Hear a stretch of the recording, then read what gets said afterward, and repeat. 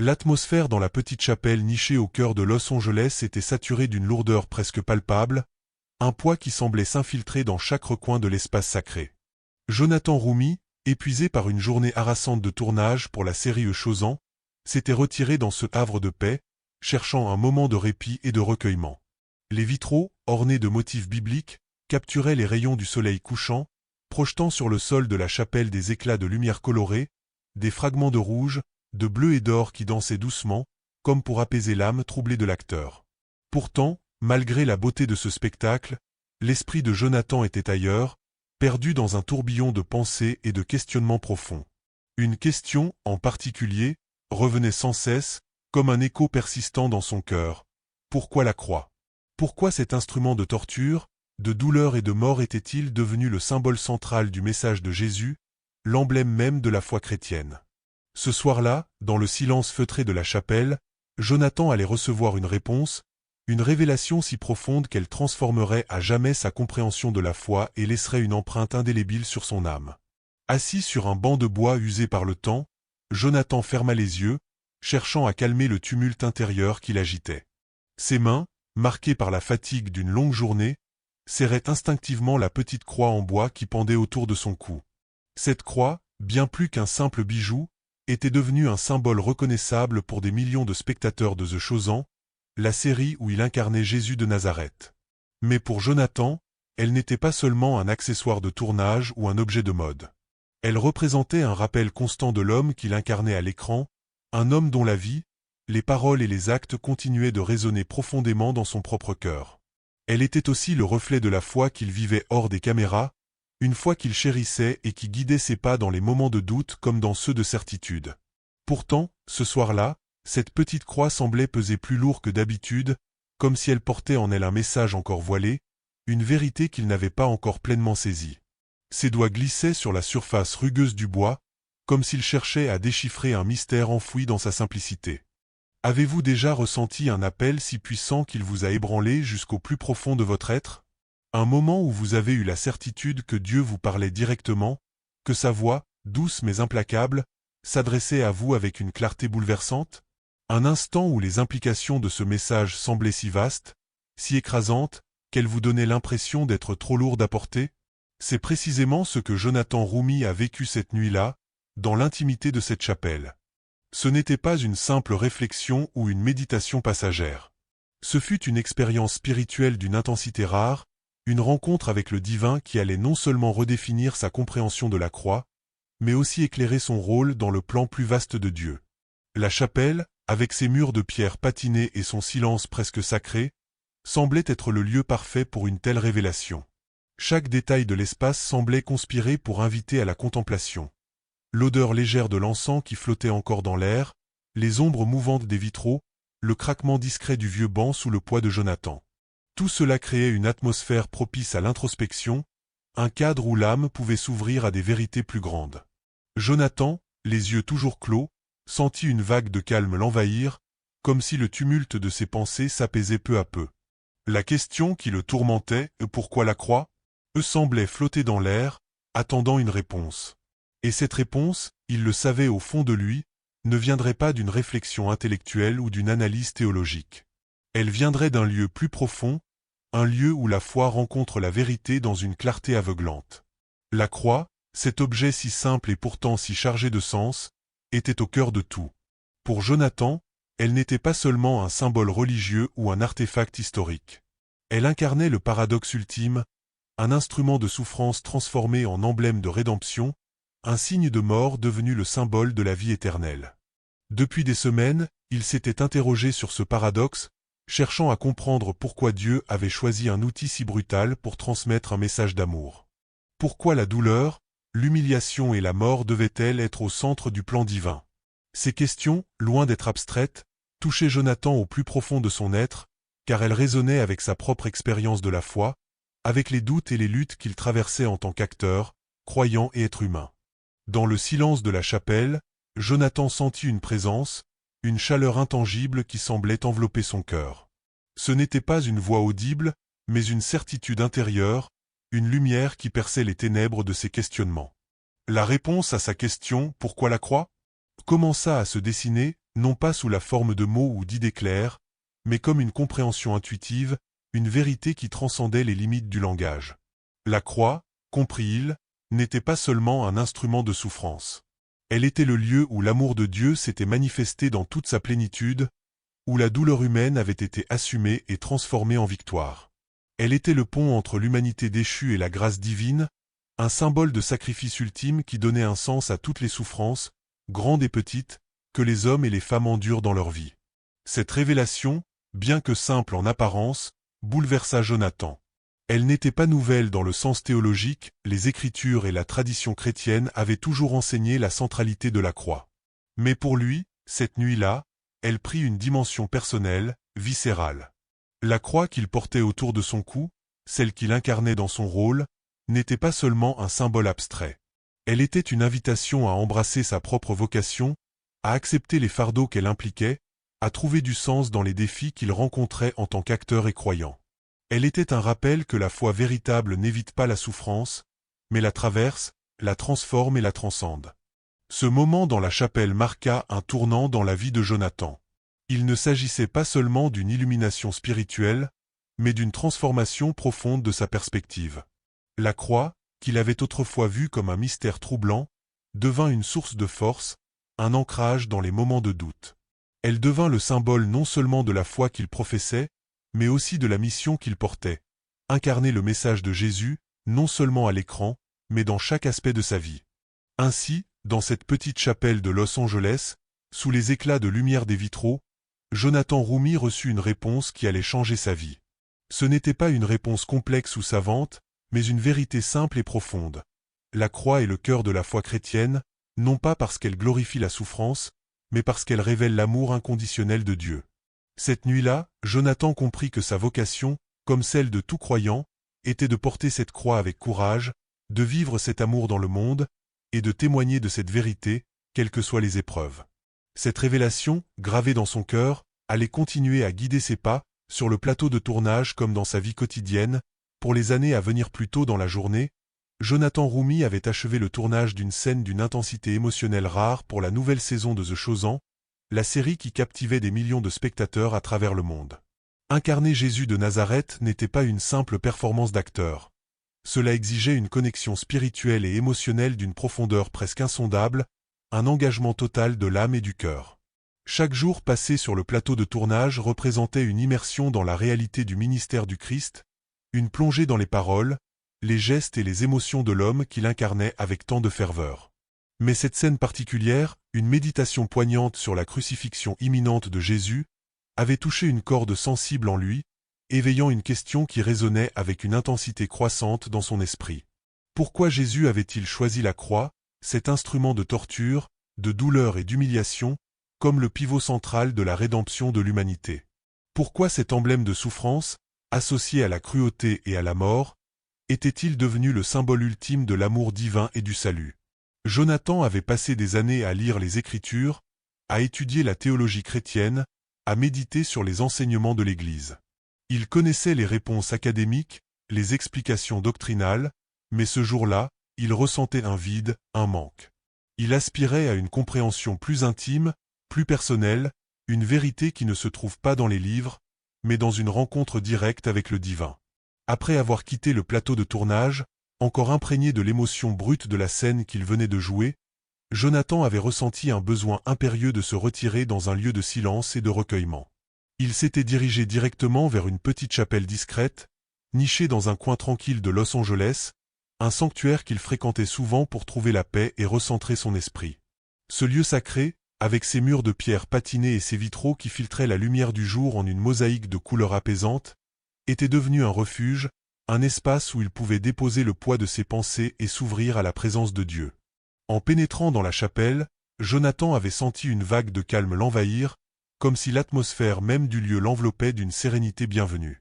Il s'était agenouillé sur le sol frais, ses mains jointes, son cœur lourd de la question qui le tourmentait. Dans un murmure presque inaudible, il s'était adressé à Dieu, sa voix empreinte d'une vulnérabilité sincère. « Seigneur, pourquoi la croix? Pourquoi ce chemin de souffrance?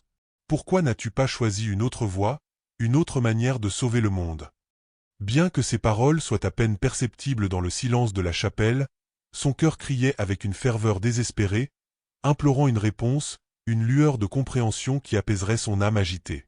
Jonathan savait que la croix était au cœur de la foi chrétienne, un symbole universellement reconnu, gravé dans l'histoire et la spiritualité de millions de croyants. Mais ce jour-là, ce savoir intellectuel ne suffisait pas. Il voulait comprendre pourquoi Dieu, dans son infinie sagesse, avait choisi un instrument si brutal, si chargé de douleur, pour accomplir son plan de rédemption.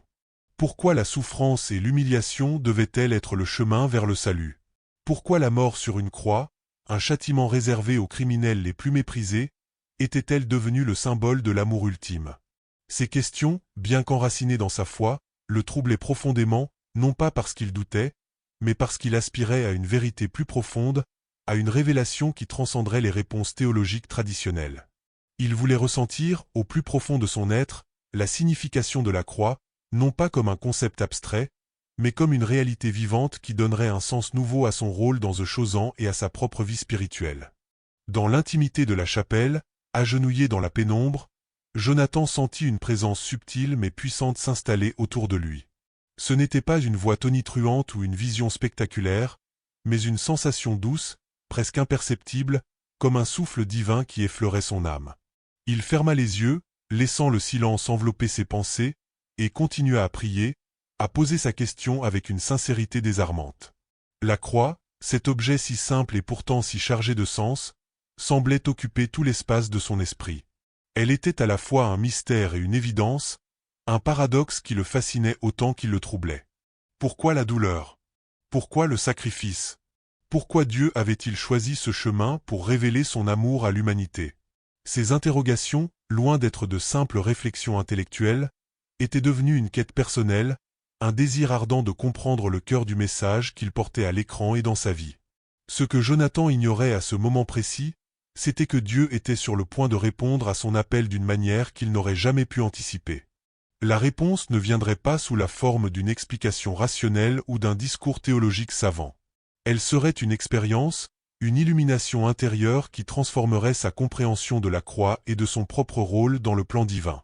Dans ce sanctuaire discret, baigné par la lumière tamisée des vitraux, Jonathan était sur le point de vivre un moment de grâce, une rencontre avec une vérité si profonde qu'elle laisserait une marque indélébile sur son cœur.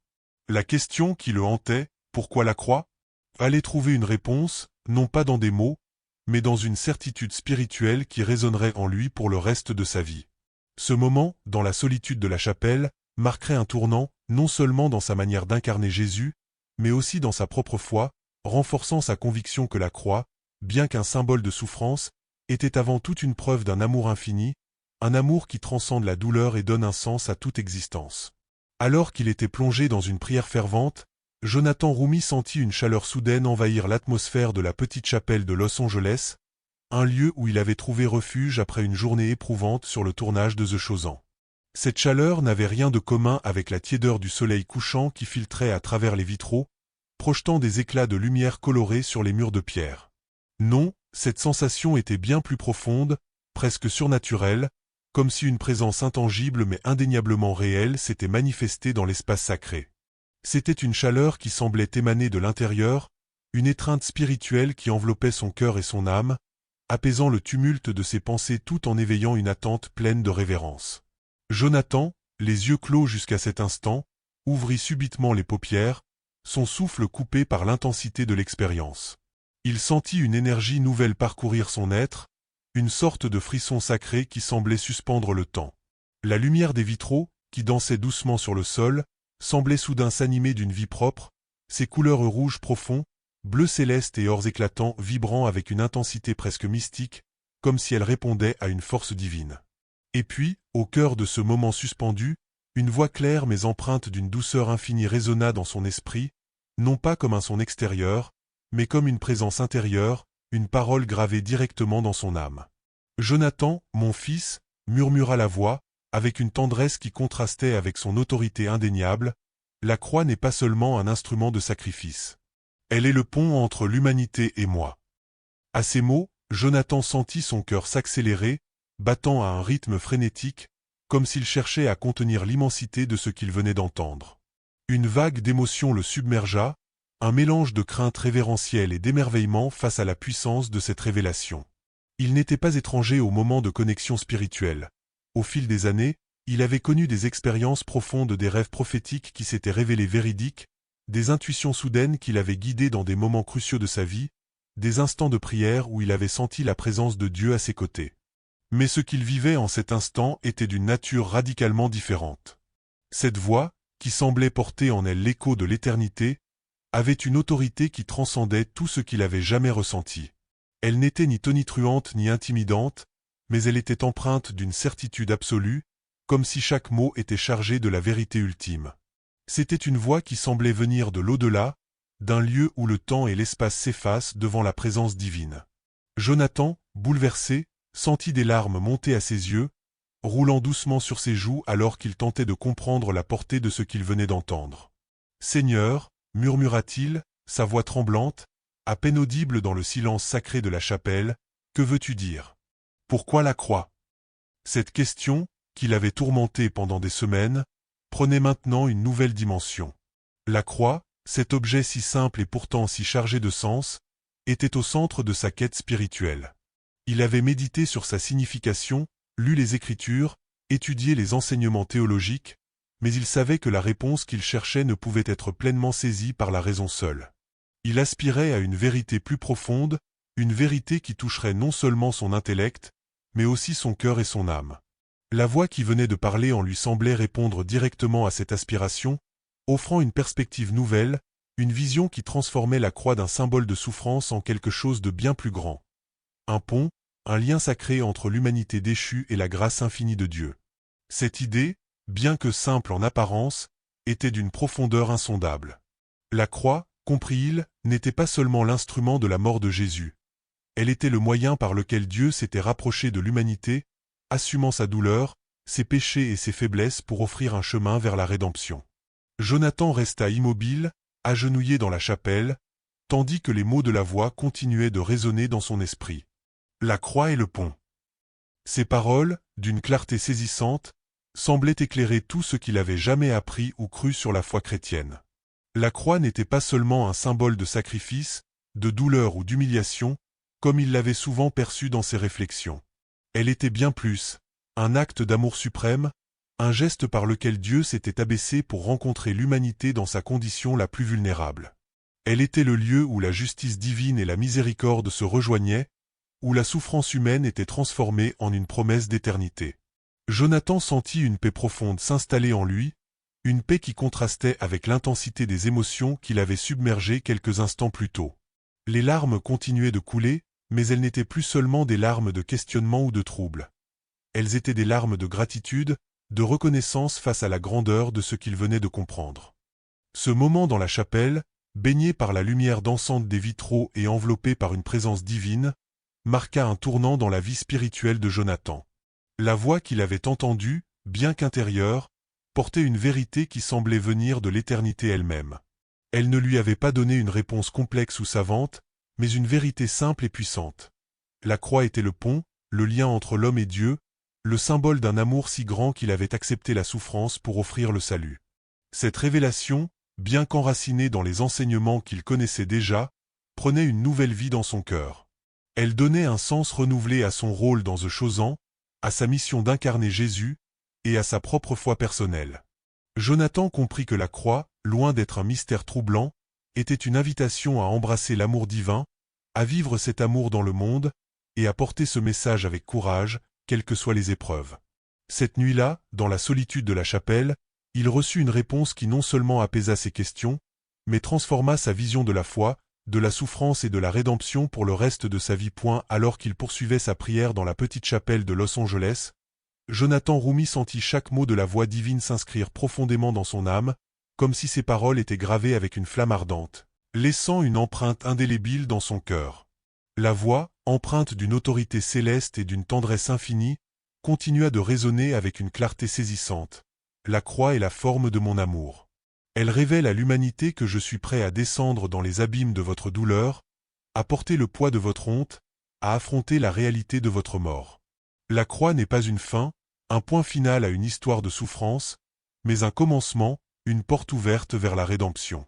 Elle est la preuve éclatante que l'amour véritable, l'amour divin, triomphe toujours, même au cœur des épreuves les plus insupportables. Ces mots, d'une simplicité désarmante mais d'une profondeur insondable, semblaient éclairer la chapelle d'une lumière invisible, transformant l'atmosphère en un sanctuaire vibrant d'une énergie surnaturelle. Jonathan, submergé par l'ampleur de cette révélation, tomba à genoux sur le sol de pierre, son corps tremblant sous le poids de ce qu'il venait d'entendre. La croix, qu'il avait toujours associée à la douleur, au sacrifice et à la mort, se révélait maintenant comme un acte d'amour si radical, si absolu, qu'il défiait toute tentative de compréhension humaine. Elle n'était pas seulement un symbole de souffrance, mais un témoignage vivant de l'amour inconditionnel de Dieu, un pont reliant l'humanité à la grâce divine. Pourtant, la voix n'avait pas terminé son message. Elle reprit, avec une douceur qui contrastait avec la puissance de ses paroles. « Jonathan, tu portes ma croix autour de ton cou, un symbole visible pour le monde entier. Mais je t'appelle à la porter dans ton cœur, à l'incarner dans chaque fibre de ton être. Chaque fois que tu endosses mon rôle dans The Chosen, chaque fois que tu parles de moi, que tu témoignes de ma vérité, tu portes ma croix. Et dans exactement 42 jours, tu recevras un signe, une confirmation tangible de cette vérité.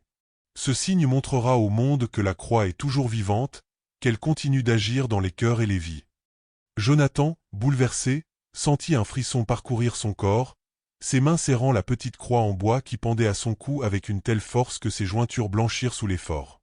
Sa voix, tremblante d'émotion et de révérence, s'éleva dans un murmure, « Quel signe, Seigneur ?» La réponse fut immédiate, précise, comme si elle avait été préparée de toute éternité. « Une femme viendra à toi lors d'un événement à New York. Elle te racontera un miracle qui a transformé sa vie, un miracle directement lié à la croix que tu portes à l'écran. Ce miracle touchera des milliers de personnes, prouvant que mon amour continue d'agir, puissant et vivant, à travers le monde. » La chapelle retrouva son silence, mais l'atmosphère restait chargée d'une présence divine, comme si les murs eux-mêmes vibraient encore de l'écho de cette voix céleste. Jonathan, toujours à genoux, sentit des larmes couler lentement sur ses joues, des larmes de gratitude et d'émerveillement face à l'immensité de ce qu'il venait de vivre. Il sortit de sa poche un carnet usé, un journal intime où il consignait ses rêves, ses visions prophétiques et ses moments de communion spirituelle. Avec des mains encore tremblantes, il nota chaque mot de la révélation, inscrivant soigneusement l'heure exacte 22h47, le 12 mars 2025, ainsi que les détails précis du signe promis. Il savait, au plus profond de son être, que cette expérience n'était pas uniquement pour lui. C'était un message destiné à être partagé, un témoignage puissant de l'amour de Dieu, un amour capable de transcender le temps, la douleur et les limites humaines.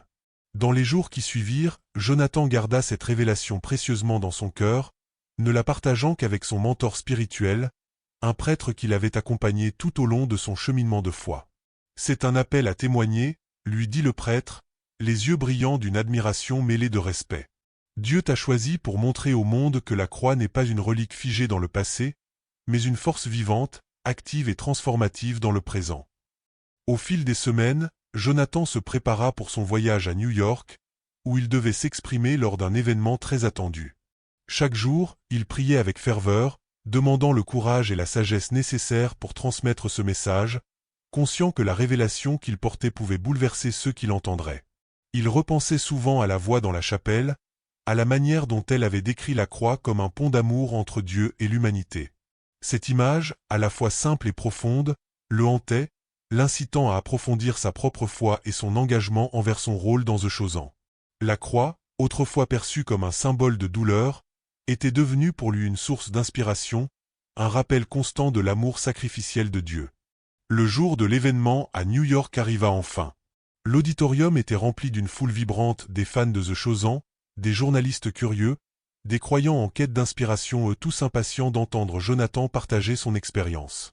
Mais alors qu'il montait sur scène, son cœur battait à tout rompre, porté par l'attente du signe promis par la voix divine. Après un discours émouvant, une session de questions-réponses commença. Une femme d'une 50aine d'années, aux cheveux grisonnants et au regard intense, leva la main. « Monsieur Rumi, dit-elle, sa voix tremblante d'émotion, je m'appelle Elisabeth. Il y a 3 mois, j'étais à l'hôpital, luttant contre un cancer en phase terminale. Une nuit, J'ai regardé un épisode de The Chosen où vous portiez cette croix en bois. Elle désigna la croix autour du cou de Jonathan, ses yeux brillants de larmes. Quelque chose en moi a changé. J'ai prié pour la première fois depuis des années, demandant à Jésus un signe de sa présence. Le lendemain, mes médecins m'ont annoncé que mon cancer avait disparu. Complètement. Un murmure d'émerveillement parcourut la foule, l'atmosphère devenant électrique. Jonathan sentit un frisson le traverser, son cœur s'arrêtant presque face à la précision de ce témoignage. Élisabeth poursuivit, les larmes coulant librement. J'ai partagé mon histoire dans mon église, et des dizaines de personnes ont commencé à regarder The Chosen. Certaines ont retrouvé la foi, d'autres ont vécu des guérisons. Tout cela à cause de la croix que vous portez. Jonathan, submergé par l'émotion, descendit de la scène, s'approcha d'Élisabeth et la serra dans ses bras, les larmes roulant sur ses joues. « Merci de partager cela, murmura-t-il, la voix brisée. Vous venez de confirmer une promesse que Dieu m'a faite il y a 42 jours. » La foule éclata en applaudissements, certains pleurant, d'autres priant à voix basse. Ce moment, capturé par les caméras, devint viral, touchant des millions de personnes à travers le monde. La révélation de Jonathan et la croix comme un pont d'amour devint un message d'espoir pour ceux qui luttaient avec leur foi, leur douleur ou leurs doutes. Ce témoignage puissant rappela à tous que la croix n'est pas un symbole figé dans l'histoire, mais une force vivante, capable de transformer des vies aujourd'hui. L'histoire d'Élisabeth, liée à la révélation reçue dans la chapelle, confirma que l'amour de Dieu continue d'agir, même dans les moments les plus sombres, offrant guérison, espoir et rédemption à ceux qui s'ouvrent à sa grâce.